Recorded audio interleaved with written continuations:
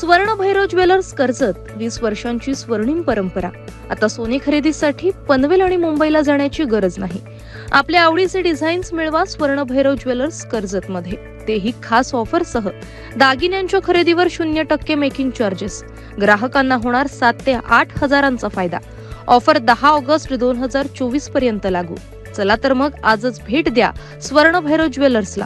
पत्ता स्वर्ण भैरव ज्वेलर्स, महावीर पेठ, कर्जत रेल्वे स्थानकाजवळ, कर्जत, रायगड। कर्जतच्या राजकारणामध्ये जर आपण बघितलं, विचार केला, अनेक नेते जे आहेत पगारावर आहेत। महायुतीमधले अनेक नेते जे पगारावर ठेवलेले दिसून येत आहेत, खास बोलण्यासाठी असतील, कामासाठी असतील, पक्ष संघटना असतील। मात्र त्या नेत्यांनी आपल्या नेत्याला भक्कम करण्यासाठी कार्यकर्त्याला एक सक्षम केलं गेलं पाहिजे, हा महत्त्वाचा मुद्दा आहे।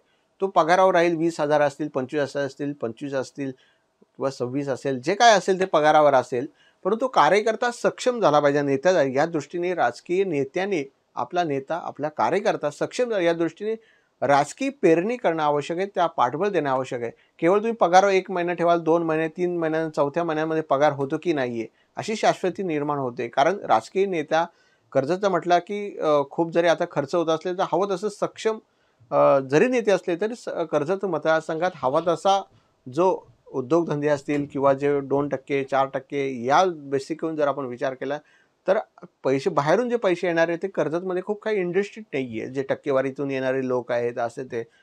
त्यामुळे सगळा प्रश्न पैशाचा निर्माण होतो। त्यामुळे 4 महिने झाले, 6 महिने, 7व्या महिन्यासाठी पैसे मागावे लागते कारण पगार होणारच नाही। त्यामुळे कर्जतच्या राजकीय नेत्याने आपल्या कार्यकर्त्याला किंवा नेत्याला जे पगारावर ठेवले त्यांना सक्षम केलं पाहिजे, तो स्वतःच्या पायावर उभा राहिला यासाठी दृष्टीने प्रयत्न होताना महत्त्वाचा मुद्दा आहे। त्यामुळे कर्जत मतदारसंघामध्ये अनेक नेते जे आहेत पगारावर ठेवण्यात आलेले आहेत। आपण बघितलं अनेकांना पगार देण्याची जी कर्जतच्या राजकारणामध्ये ही जी नवीन किमया आलेली आहे, नवीन गोष्ट जे आपल्याला समोर दिसते की अनेक नेते पगारावर आहेत, ते दर महिन्यात त्यांचा पगार होतो। त्यामुळे ही जग परिस्थिती निर्माण झाली कर्जतच्या राजकारणामध्ये।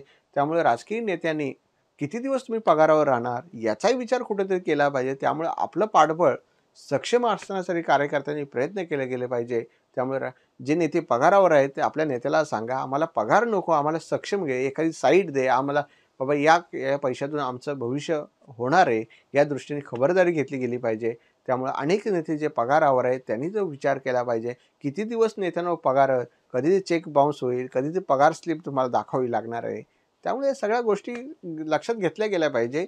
त्यामुळेच कर्जत नेते जे पगारावर आहेत ते आपल्या नेत्यांना सांगा की बाद झालं, आता आम्हाला पगारावर नको, आमचं चांगलं व्हिजन जे आहे, आम्हाला चांगली एखादी साईट दे आणि आमच्या उपजीविकेचा प्रश्न सुटला गेला पाहिजे। धन्यवाद।